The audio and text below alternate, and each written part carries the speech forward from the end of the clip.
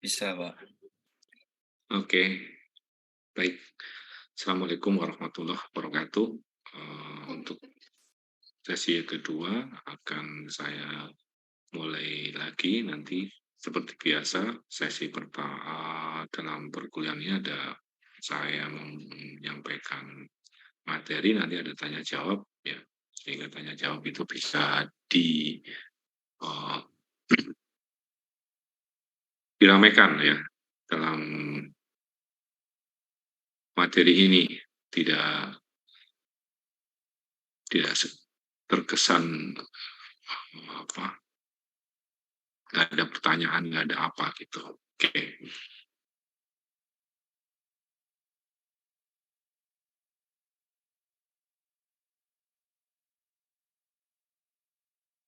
oke, slide saya bisa dilihat, bisa kelihatan. Sudah, Pak, sudah terlihat. Halo, bisa ya, sudah ya. Iya, Pak. Oke, untuk yang slide yang kedua saya akan menyampaikan sebuah topik dengan judul konsep pengambilan keputusan dalam manajemen ya. Ini terkait dengan dari awal sampai terakhir gitu ya. Keputusan itu harus diambil untuk menyelesaikan sebuah konflik, sebuah bukan hanya konflik ya, sebuah sesuatu yang harus diselesaikan. Kalau tidak ada keputusan pasti tidak akan terselesaikan, tidak ada yang bisa diambil. Nah, ini adalah tugasnya daripada manajemen ya. Nanti bagian apa saja yang berkewajiban untuk memiliki keputusan yang benar-benar dapat dipahami oleh semua pihak. Oke, untuk pendahuluannya adalah pembuat keputusan merupakan ya, bagian kunci ya, kegiatan yang ada di eksekutif, ada di manajer, ada di karyawan, bahkan setiap manusia dalam kehidupannya. Ya. Jadi kita sendiri juga harus selalu punya bisa membuat sebuah keputusan ya. Nah, kata Josh P. Huber gitu ya, choice making versus problem solving ya.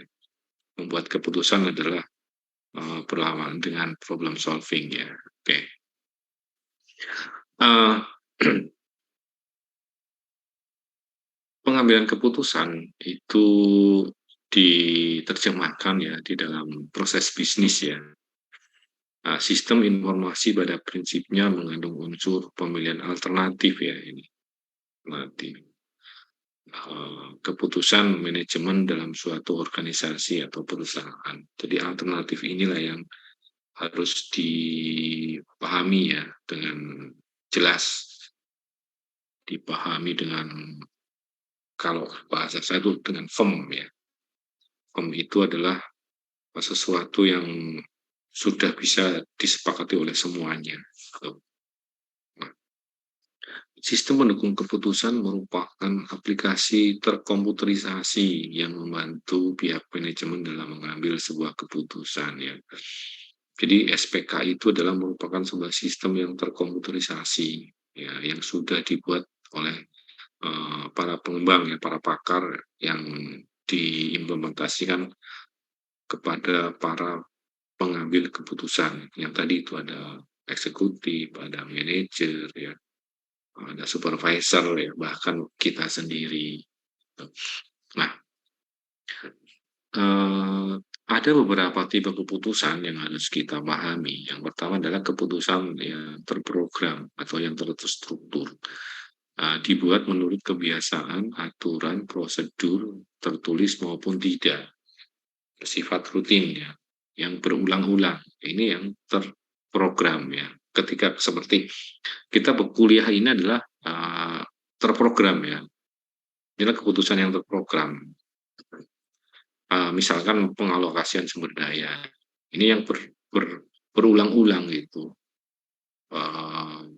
Masuk pagi, kuliah, terus nanti dapat nilai, terus nanti dapat IPK, terus nanti dapat kenaikan, tingkat, itu kan berulang-ulang. Itu adalah sebuah keputusan yang terprogram. Oke.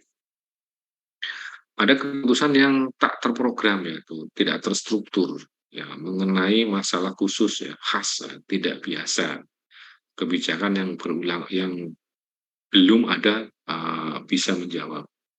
Artinya ke suat, se, pada tatanan waktu itu ada sebuah masalah yang khusus, ya, yang tahu-tahu muncul gitu.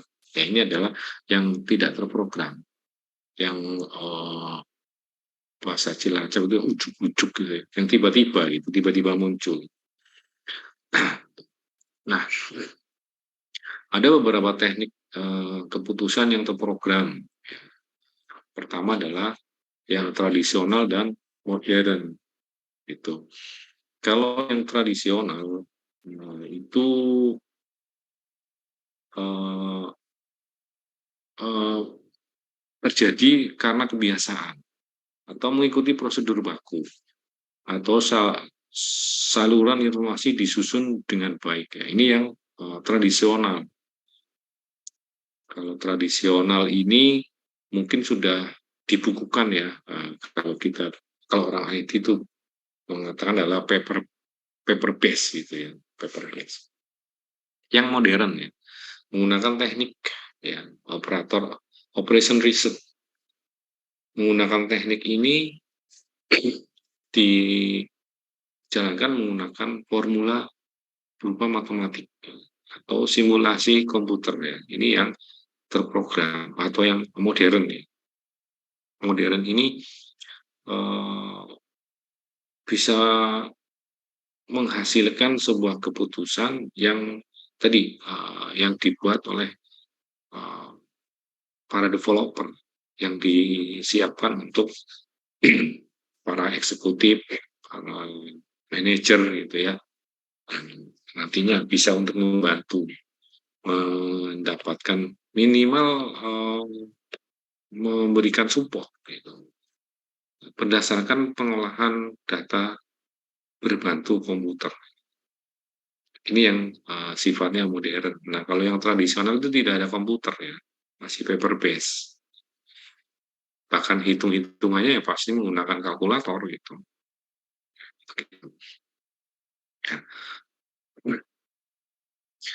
Teknik keputusan yang tak terprogram. Ya. Juga ada yang tradisional, ada yang modern. Ya. Tradisional kebijakan intuisi berdasarkan kreativitas. Ya. Intuisi ini yang muncul tiba-tiba, yang didapatkan pada saat itu ketika sebuah dilema atau sebuah keputusan sulit dihadapi, sulit diambil, nanti akan muncullah sebuah intuisi. Yang kedua adalah coba-coba. Ini trial and error, ya, di tradisional ini muncul, ya, mencoba dan mencoba. Walaupun kadang-kadang di modern juga nanti ada trial and error. Gitu. Yang ketiga seleksi dan latihan para pelaksana. Diseleksi, ya, dilatih para pemangku jabatannya itu yang tradisional. Yang menggunakan modern, ya, teknik pemecahan permasalahan yang diterapkan pada, ya, latihan pembuatan keputusan dan penyusun program komputer secara empiris.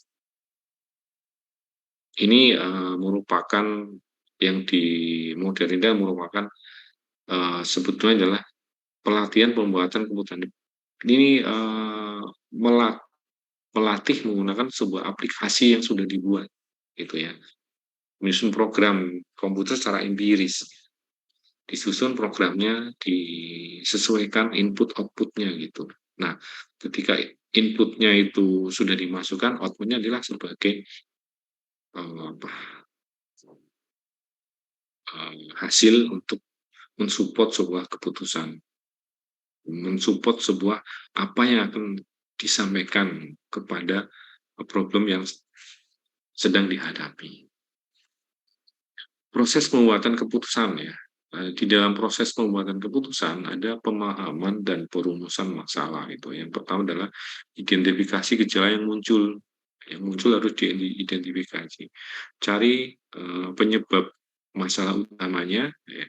cari bagian-bagian yang perlu dipecahkan, pergunakanlah analisis sebab dan akibat. Ini bagaimana caranya untuk memecahkan sebuah permasalahan dengan merumuskan sebuah strategi di sini. Pengumpulan data analisis data yang relevan, menentukan data yang relevan, ya. Data yang relevan ditentukan, yang tidak relevan dibuang.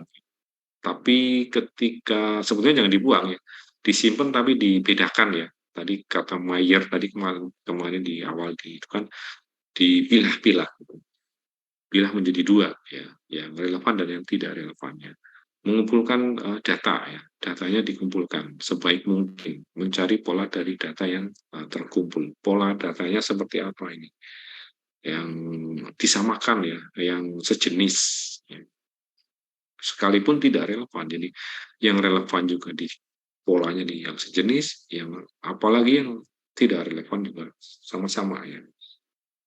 Ya, dikumpulkan menjadi sebuah data yang gampang dicari gitu. Oke. Pengembangan alternatif-alternatif berdasarkan data disusun berapa alternatif. Untuk setiap alternatif disusun pro dan kontra, ya. Konsekuensi, resiko, semua alternatif harus visible. Nah, ini ada pro dan kontra ya. Karena tadi ada di depan itu ada aklamasi atau ada demokrasi, pasti muncul yang namanya pro dan kontra. Yang pro siapa, yang kontra siapa, yang konsekuensi yang sebelah mana, ya, walaupun ada punya resiko. Semuanya alternatif harus visible. Ya. Sekalipun yang pro itu harus visible, yang kontra harus visible. Jangan menjauh dari sebuah permasalahan.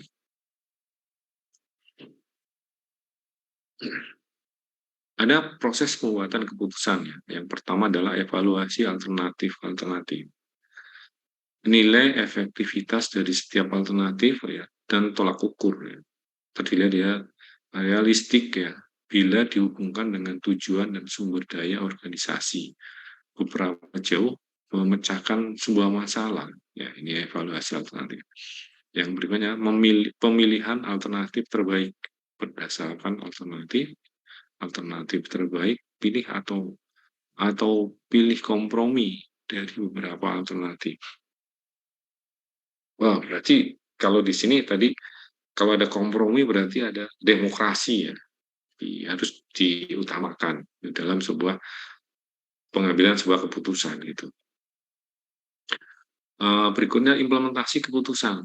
Susun rencana untuk menetapkan sebuah keputusan. Disiapkan mekanisme laporan periodik. Bila perlu bangun sistem peringatan dini. Ini implementasi sebuah keputusan. Kalau ada peringatan dini berarti kalau tidak sesuai dengan yang diinginkan datanya itu harus diperingatkan. Ya. Jangan dibiarkan. Dan akhirnya evaluasi dan hasil sebuah keputusan. Nah, definisi SPK merupakan suatu sistem berbasis komputer yang ditujukan untuk membantu mengambil keputusan dalam memanfaatkan data dan model tertentu untuk memecahkan berbagai persoalan yang tidak terstruktur, yaitu pencarian solusi yang melibatkan intuisi manusia dalam membuat sebuah keputusan. Ini adalah SPK ya. Berarti yang tidak terstruktur ya. Kalau yang terstruktur ya tidak perlu ya, nggak perlu SPK gitu. Oke. Ada beberapa karakteristik dan nilai guna ya dalam sebuah keputusan. Karakteristik yang pertama adalah membantu mengambil keputusan dalam memecahkan masalah yang sifatnya semi terstruktur atau tidak terstruktur.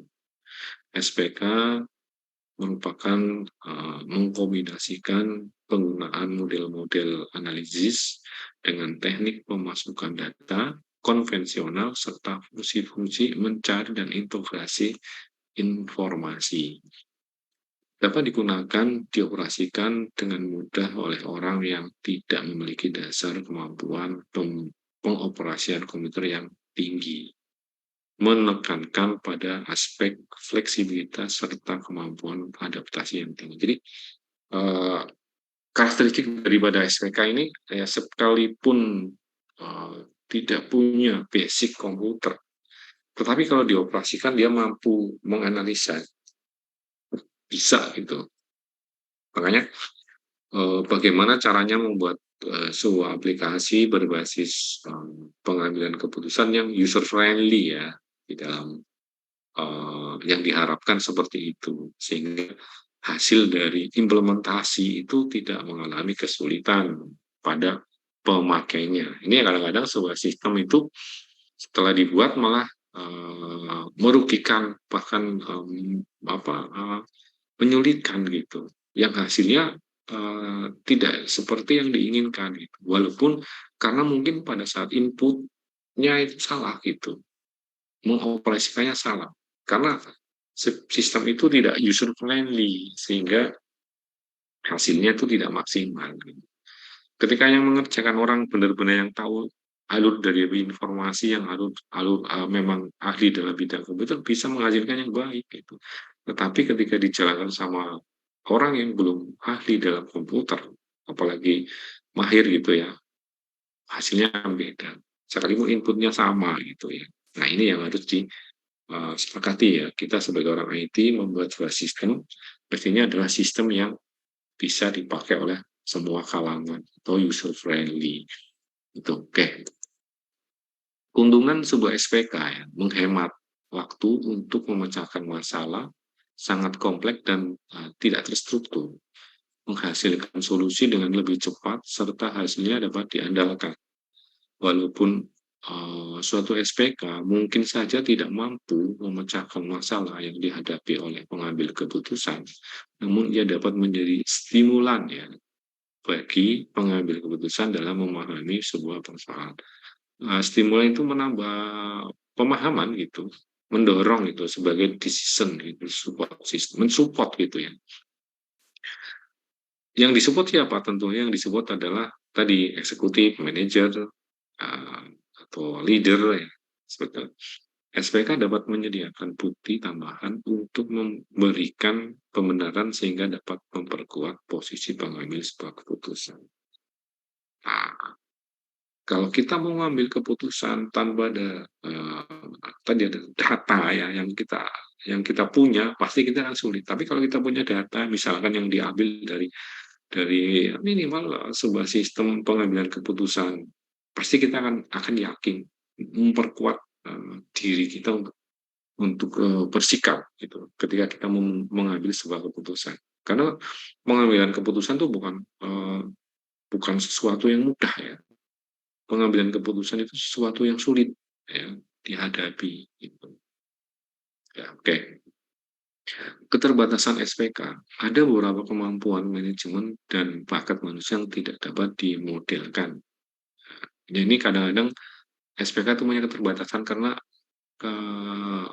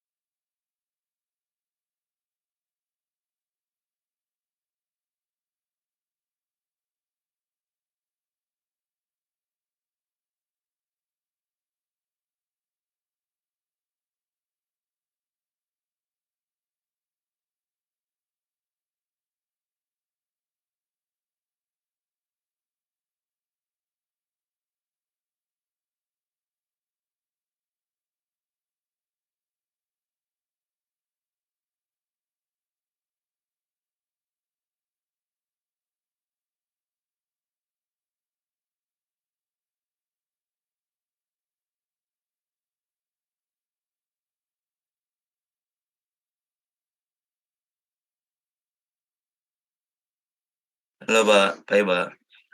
Baik ya, Oke. tinggal sedikit aja kok, tinggal sedikit aja. Jadi ada sekarang keterbatasan ya, saya lanjutkan aja. Tadi ada kelebihan, ada keterbatasannya juga ya. Ada beberapa kemampuan manajemen yang bakat manusia tidak dapat dimodelkan ya. Ini maksudnya dimodelkan ini karena manusia itu kadang-kadang ada, yaitu tadi yang model yang tersimpan ya, yang internal ya, yang tidak bisa dilihat. Ini yang di SPK tidak bisa dimodelkan gitu. Yang berikutnya, kemampuan sebuah SPK berbatas pada perbendaharaan pengetahuan yang dimilikinya, pengetahuan dasar serta model dasar. Artinya karena SPK ini yang dibuat oleh seorang ya, atau dibuat oleh sebuah developer, jadi tidak bisa berkembang gitu ya. Nah, ini kadang-kadang di SPK mempunyai keterbatasan.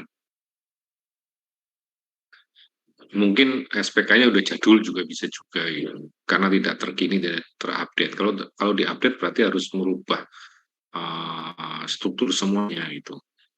Sebenarnya proses-proses yang di yang dapat dilakukan SPPK itu ya biasanya tergantung pada kemampuan perangkat lunak yang digunakan. SPPK tidak memiliki kemampuan intuisi seperti yang dimiliki manusia. Nah, ini yang kadang terjadi di aplikasi SPK ya, untuk membuat sebuah support decision support system. Nah, model konseptual SPK ini biasanya di dalam aplikasi itu dimodelkan seperti ini ya, ada data eksternal dan internal ya, jadi dibuat masuk dalam manajemen data itu. Nanti akhirnya adalah manajemen data, manajemen model yang disepelihara itu. Terus ada pengetahuan ya dijadikan satu dalam sebuah proses transaksional di sini nanti yang akan dikeluarkan di dalam antarmuka atau interface yang dipakai oleh user sebagai pengambilan keputusan. Ini alur sebuah uh, sebuah flowchart yang disampaikan oleh sistem pengambilan keputusan. Nah, model sistematik atau statistik dalam sebuah SPK juga artinya sama ya, di sini hampir sama dengan yang tadi. Yang di sini cuma akan lebih luas karena di sini ada sistem model, ada sistem manajemen data, ada model statistik ya, ada statistiknya nih. Sehingga dari sebuah SPK ini akan berkembang ya karena ada statistik. Endingnya itu adalah pengaturan keberartian informasi. Artinya di sini adalah tadi ya yang bisa dipakai oleh user gitu. Okay. Ada komponen dalam SPK yang namanya adalah decision support system. Ya, decision support system ini beberapa digabungkan ya dalam sebuah pemahaman ya. Ada di sini ada tugas ya, karena tadi di dalam Mayer sendiri kan dibagi dua ya, dikelompokkan ya. Ada tugas dan ada lingkungan ya di dalam decision support system. Intinya juga hampir sama sih, manajemen basis data sama manajemen basis model ya.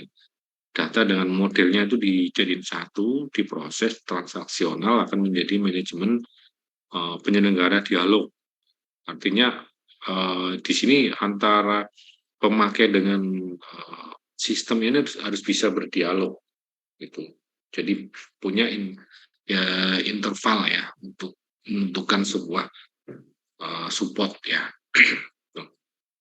Nah, komponen-komponen dalam sistem support system ada sistem manajemen berbasis data atau database management system, ada subsistem manajemen basis model based management system, ada subsistem perangkat lunak penyelenggara dialog ya, dialog generate and management software. Ini adalah sebuah komponen yang ada di sistem support system.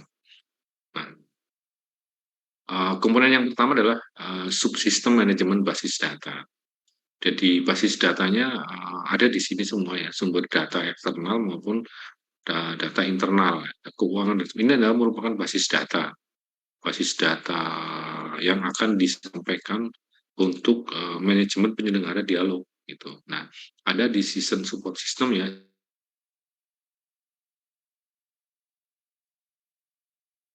ada di dalam ekstraksi uh, dan segalanya. Dalam fungsi manajemen basis data menggambarkan struktur data update, pengurangan dan penambahan data. Jadi manajemen model ini harus sama dengan yang ada di uh, sumber data eksternal dan internal yang akan didapati oleh manajemen penyelenggara dialog ya untuk mensupport sebuah sistem kepada user gitu. Oke. Yang berikutnya adalah subsistem manajemen basis model ya, berbasis model ya. Basis datanya nih adalah sebuah SPK ya yang tadi udah diolah gitu menjadi beberapa basis data dalam sumber sistem pengambilan keputusan. Nanti disupport ya oleh model yang strategis, model yang taktis, model yang operasional, model yang subrutin ya.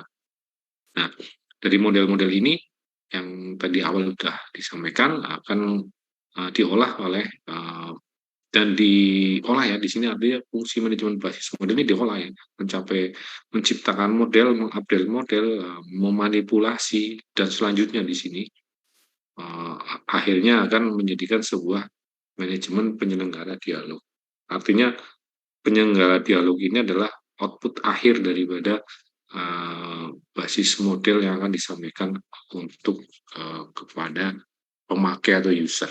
Oke. Berikutnya subsistem penyelenggara dialog ya. Subsistem penyelenggara dialog tadi yang ada kedua tadi sudah dijadikan sebuah sistem ya. Nanti akan ada dialog antara pemakai dengan sistem ya.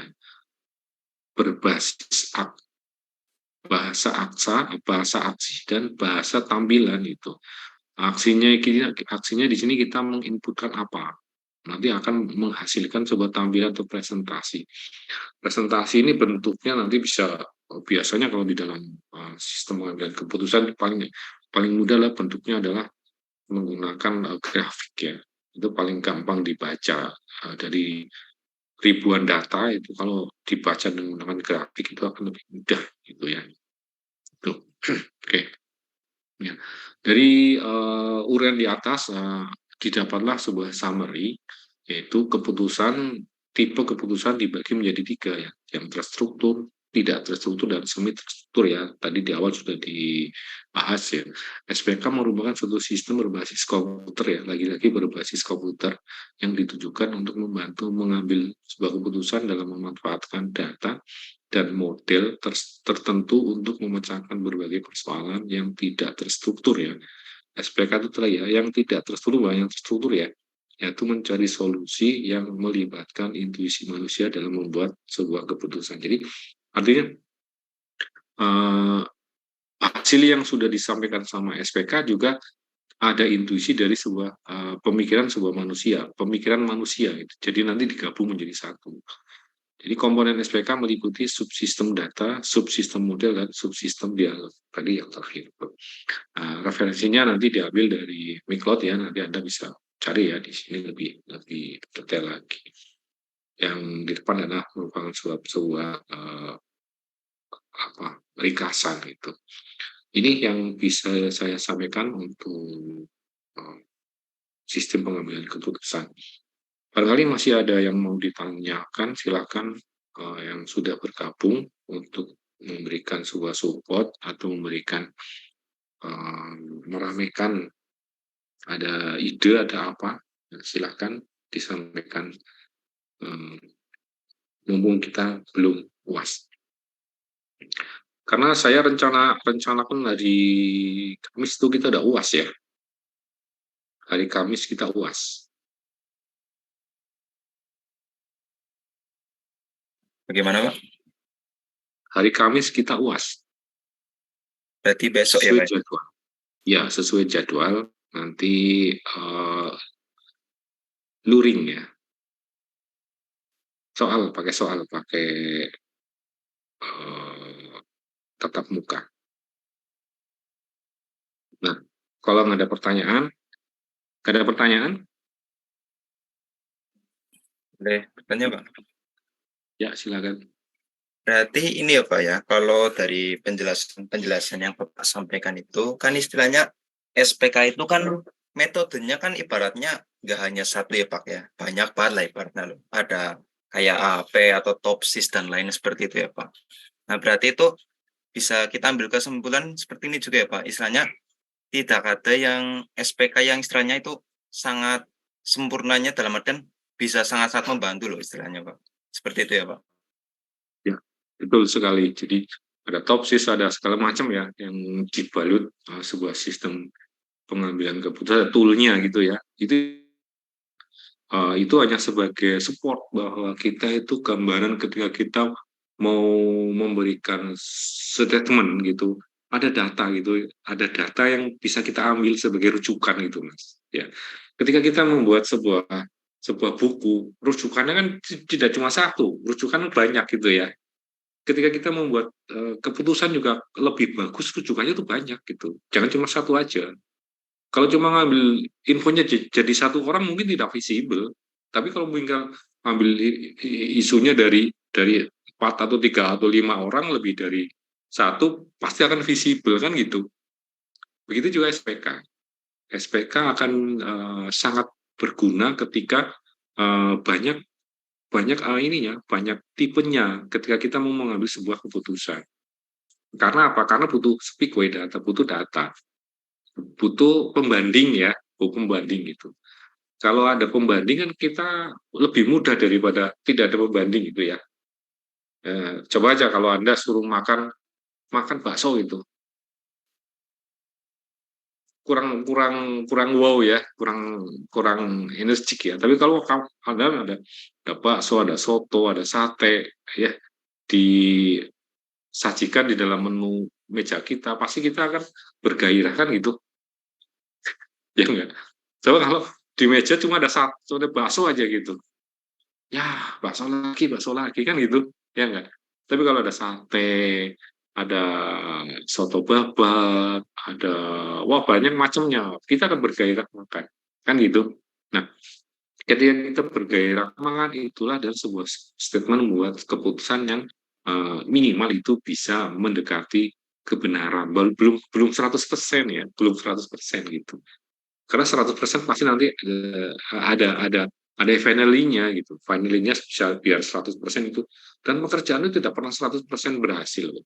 Hitungan itu tidak pernah 100%, paling 99,99 kan gitu. Ya enggak? Kalau pekerjaan 100% berhasil, wah itu udah sempurna sekali gitu. Tidak pernah ada versi 1, versi 2, versi 3 kan gitu. Ya enggak? Karena intuisi manusia itu berkembang gitu. Itu seperti itu. Seperti tadi yang disampaikan zaman dulu, zaman sekarang, zaman yang akan datang itu kan berbeda-beda gitu. Karena adalah kemampuan dari pola pikir manusia untuk pola kehidupan pada zamannya gitu. Zaman dulu, zaman sekarang beda gitu. Zaman besok juga beda. Zaman yang kemarin juga beda zaman sekarang gitu. Itu gitu. Jadi metode-metode tadi itu hanya untuk mensupport ya, decision support system, mensupport kita untuk mengambil sebuah keputusan. Adapun keputusan yang real nanti ya dari intuisi kita gitu, dari intuisi kita gitu. Itu gitu Mas. Iya, Pak. Oke. Memang iya sih, Pak. Waktu dulu kan pas belajar SPK gitu, Pak. Ada yang ngitung-ngitung, Iya. pakai metode ini hasilnya ini, pakai metode ini hasilnya ini gitu, Pak. Jadi beda-beda memang. Iya, ujung-ujungnya kembali ke Iya kita, betul. Pak. Mau pilih yang mana? Jangan kita iya. Tapi kan kita udah punya punya punya bayangan ya. Melenceng jangan terlalu jauh gitu loh. Melenceng kalau terlalu jauh kan ilfil ya. Kalau melenceng ya mungkin 0,1 atau 1% lah. Jangan sampai melenceng sampai 5% atau sampai 10% kan gitu ketika kita menghitung. Jadi nilai value-nya itu kecil. Kalau sebuah pekerjaan nilai value-nya kecil, kita kan untung gitu. Daripada pekerjaan yang value-nya besar, kan gitu. Walaupun kalau orang ada sih sebuah sebuah grup yang pengennya itu pekerjaan itu cari yang value-nya besar-besar gitu. Karena value besar itu nanti adalah bagiannya dia untuk mendapatkan keuntungan kan gitu. Kan gitu ya, kayak semacam konsultan gitu kan. Kalau konsultan pasti kepengennya kalau ada pekerjaan, ayolah rusak, biar saja di konsultannya kan kayak gitu. Kalau saya jadi konsulnya pasti akan saya dapat keuntungan dari sebagian proyek tersebut kan kayak gitu. Nah, tapi yang melaksanakan pekerjaan kepengennya ya minimal 90,99% clear gitu. Tidak ada error. Walaupun ada koreksinya, tapi ya sedikit-sedikit lah. Karena nanti pasti akan ada versi 1, versi 2, dan versi 3. Bikin rumah pun juga kan seperti itu. Kita dalam rumah tangga gitu, bikin rumah kan tidak monoton ya.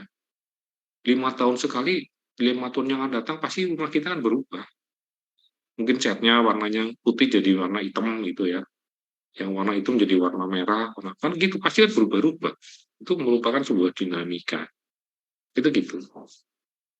Dan itu harus ada di manusia. Kalau nggak ada ya manusia stagnan, nggak ada ininya, nggak ada kemajuan gitu. Gitu Mas. Kalau kita hidup stagnan kan nggak enak ya. Ya, bosen Kalau ya, kita Pak. hidup ya harus maju dan kita harus punya impian. Impian Iya. kita harus impian yang gila, bukan impian yang kecil-kecil gila gitu. Seperti Anda dari SD, SMP ke pengen kuliah di Politeknik ya, kan impian gila itu Mas, sebetulnya. Iya kan? Impian gila itu. Bukan impian yang sederhana, itu impian gila. Biar besok saya dapat token, itu impian gila sebetulnya. Itu gitu Mas. Oke, Pak. Siap-siap. Ya. Oke, ada lagi yang lain?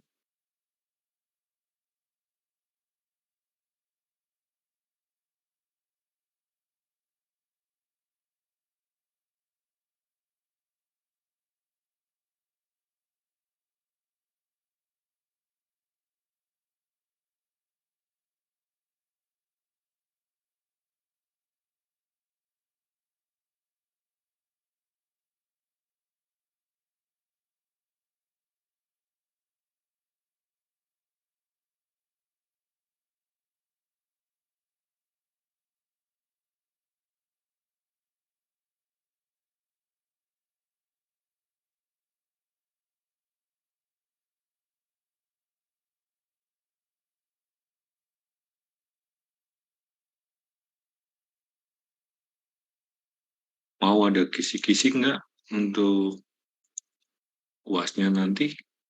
Boleh.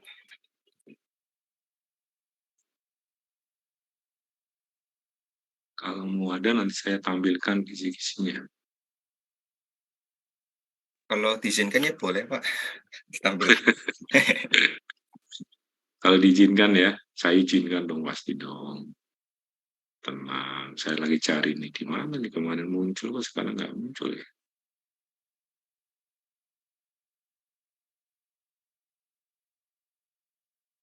Itu,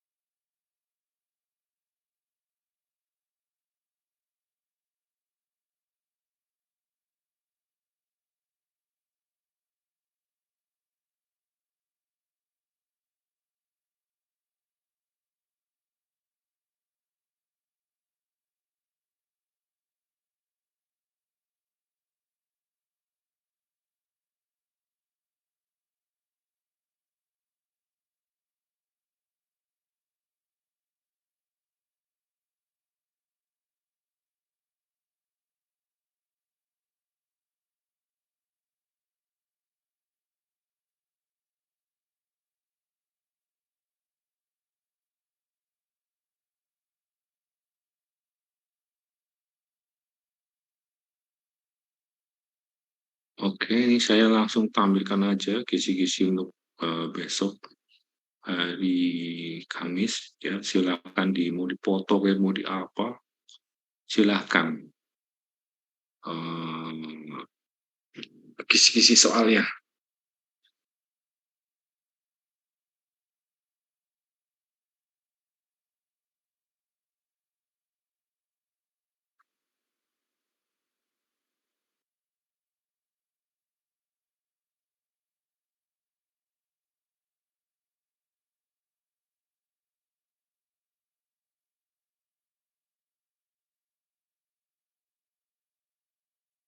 Baca ya kisi-kisinya ya.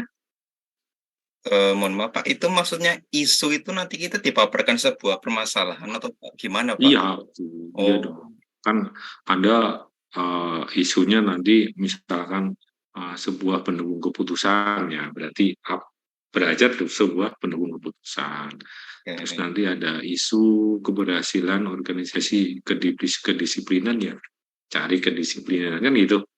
Hmm. Jadi nggak jauh dari ini gitu. Misalkan isu informasi yang up to date ya, detail dan akuratnya apa ya.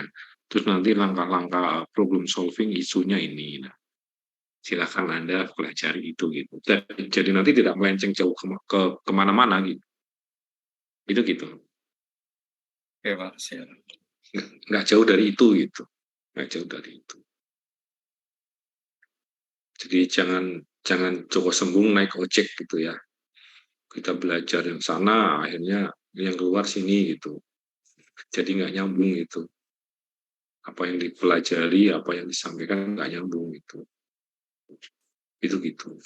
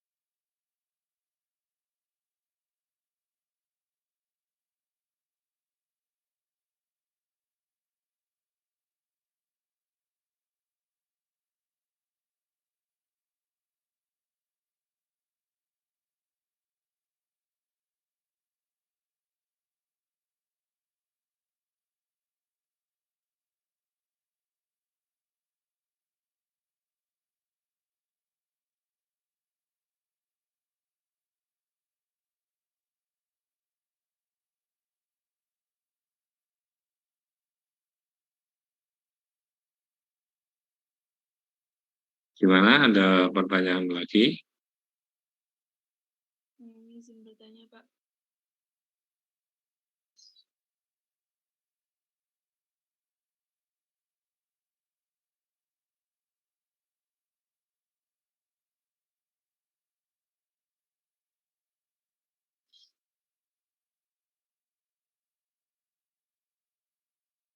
Absen udah ya, absen.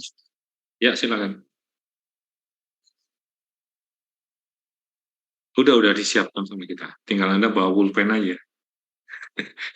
Karena kita nggak menyediakan pulpen. Semua udah dari institusi gitu. Tenang aja, bawa permen mungkin ya. Nanti saya kasih minta gitu ya. Bawa permen, bawa minum, apa-apa gitu. Bawa pulpen udah, nggak usah bawa kertas. Untuk ruang kelasnya besok di mana ya, Pak? Ruang kelas nanti besok kita cari yang terbaik. Pasti di GKV kan, pasti mungkin di lantai 4 lah, atau lantai 3 gitu. Besok kita cari yang terbaik. Saya pagi udah kesana nanti.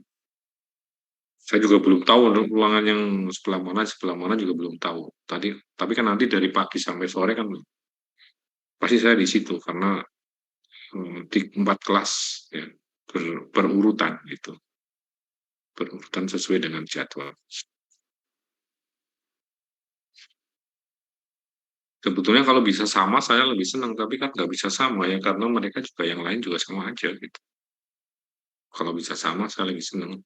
Saya nggak dari pagi sampai sore gitu. Kalau saya lihat jadwalnya di sini tuh sendiri-sendiri gitu, sendiri-sendiri dan ininya terkait dengan mata kuliah yang lain gitu.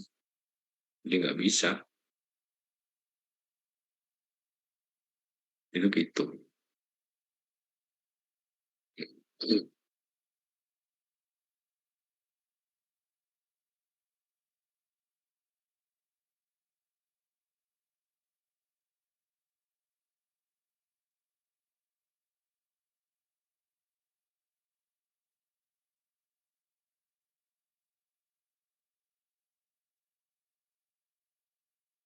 Mohon maaf, Pak, izin meminta materi-materi yang sudah disampaikan oleh Oke, Bapak. nanti saya share materi-materi tadi, dua materi nanti saya share.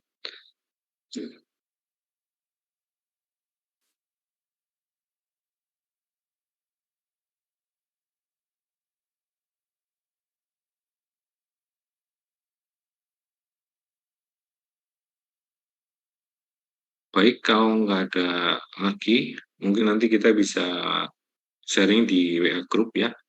Untuk Zoom-nya mungkin saya akhiri ya. Gimana? Semuanya saya akhiri aja. Tidak apa-apa. Kalau nggak ada Baik, pertanyaan. Pak. Oke, gitu ya. Terima kasih semuanya. Semoga besok hari Kamis kita bisa berjumpa untuk